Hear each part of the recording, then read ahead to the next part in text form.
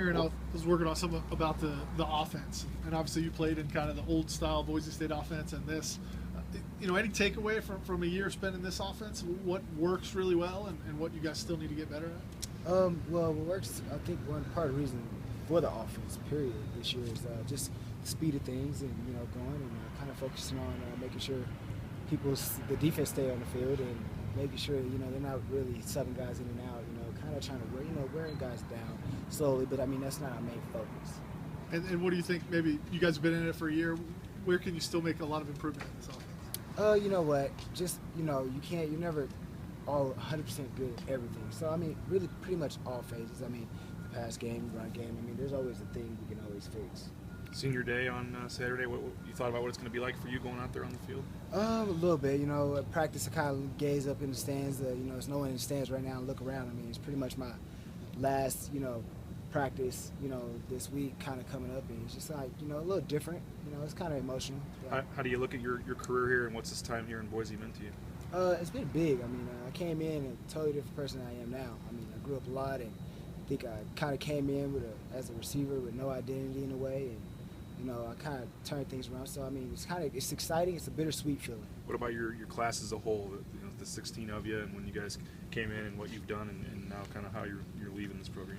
I'm proud of those guys. I mean, those brothers that are leaving with me here in about a month or so. I mean, those guys, it was plenty more. It was a lot of us at first, and it's kind of got narrowed down to a few. So I mean, it's a big thing whenever you're able to stick it out and do the right thing. So I mean, it's pretty big.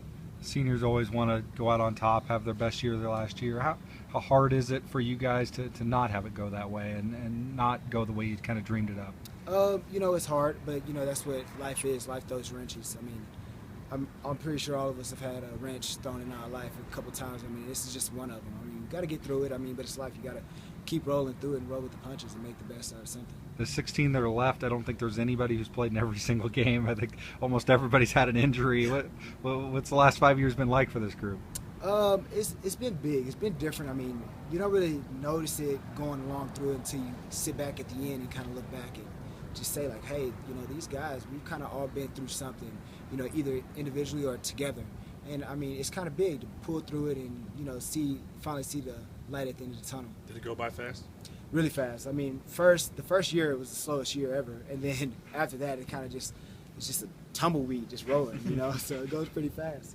That's funny. As the Pete was saying, he said the freshmen are probably yelling at him at this point. It's not. It goes slow as could be. Yeah, I mean, I try to tell the freshmen all the time, like, hey, man, this thing is going to speed up on you here pretty soon. You just don't understand how fast it's going to go.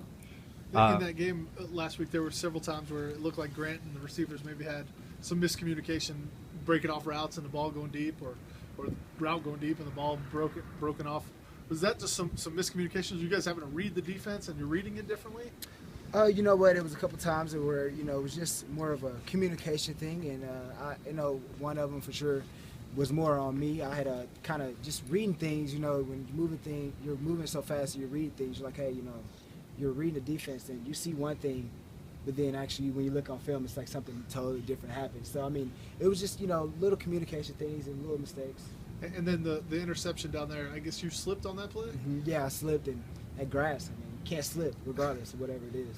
Frustrating, obviously. You're trying to get up and you see them intercept that pass, and that's got to be the worst feeling for a receiver. Yeah, definitely. Was it just coming out of your break, or? Yeah, I was coming out of my break and just slipped. I mean, it's, like you said, a pretty bad feeling. There's not much more you can kind of get to it. Would the play have been there for you? Yeah, definitely. I mean, I would have came downhill. That would have been a completion. Doing something on Gabe, and you guys are friends. And what are you gonna remember about that guy? What stands about him at Boise State? Gabe, man. Gabe is it. I mean, he has a tattoo, wild one. He's the wild one. I mean, but Gabe is. I like to think of him as a very opinionated person. He's a different person. Love Gabe to death. I mean, he's the one that sticks out among us all. So, yeah, I love him.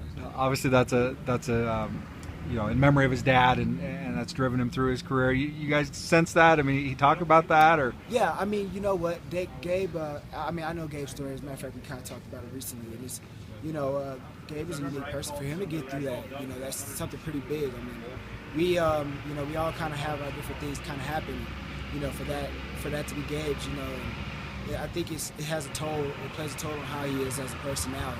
I mean, obviously it's helped him get along through his whole journey. That Utah State game will be going on, I think, at noon. Are you going to follow that game at all, or watch and root for? Are you rooting for Wyoming this weekend? You know what? I mean, I'm one of those guys that I really don't try to look into stuff like that. I mean, you know, it is when the clock hits 0, I'm sure I'll look, you know, sometime on Saturday. But I mean, that's not gonna be my main focus. I mean, I don't like to kind of root for another team, just, you know, so I could be in the promised land. So. Coach Peterson was saying yesterday he explained to you guys what had to happen, and that some guys maybe were confused because they thought since you already beat Utah State that you might still be in it. Was there some confusion as to how you would be in the championship game, or did guys know what was going on? Or? You know what? For the most part for us, we just play. I mean, we kind of handle things on our end, and we try not to look on the other side and, you know, wondering what's going on with other teams. One thing that I'm horrible at is knowing another team's record, because I never know, you know, and I normally don't care. You know, it's only about that opponent whenever we're playing them. But for the most part, I mean, once, you know, we play games, and if we lose the game, I mean, we don't really kind of look at, okay, well, how can we still, you know, it's more of, hey, it's how the cards are dealt. If we would have handled it on our end, we wouldn't have to worry about it. What did he say to you guys? He just laid out the scenario that was left, or did he talk to you guys yesterday about that? No, you know what? We kind of get on to the next game. Okay. We kind of just go on to the next game, and whatever happens, it happens. Obviously, 2 games in the Mountain West, you know, decided by 1 at Fresno, hit 3 in overtime here. And you look back at all, like, oh man, we really were that close to doing what we wanted to do. Yeah, definitely. I mean, we're really close. I mean, the games we've lost were close games. Other than the first game, I mean, everything was pretty much right there. I mean, even when you take it back to BYU, there were certain plays that we were just a play away at times, and, you know, a lot of times we beat ourselves. You know, those teams were good, but we made a lot of mistakes on our end. Is that harder to take when maybe you look back at the mistakes rather than, hey, that team just beat us, they whipped us? You know what? A loss is a loss. A loss is a loss. They all hurt. I mean, they pretty much all hurt. Senior day for Joe Southwick as well. Coach Pete said he probably will factor in the game. What's it going to be like to see him go back on the field after it sounds like he's worked really hard to get in playing shape? Well, you know, it's big. I mean, I was injured, you know, and just because, you know, you see a guy come back, I mean, what, he fractured his ankle? That's huge. I mean, you know, that's not a ligament, that's a bone, you know, and that's kind of takes a little bit longer for him to fight through. I'm sure he's in pain, but he's fighting through it, he's playing. I mean, I kind of can't see it. I mean, he's throwing the ball fine. He's stepping up. So, I mean, it's big, kind of seeing him getting on the blue, and it's going to be his last time on the blue. I think if his ankle wasn't good, I'm sure he would have still stepped out there, but he's doing a good job. All right, guys. Thanks a lot, Aaron. Aaron. Aaron.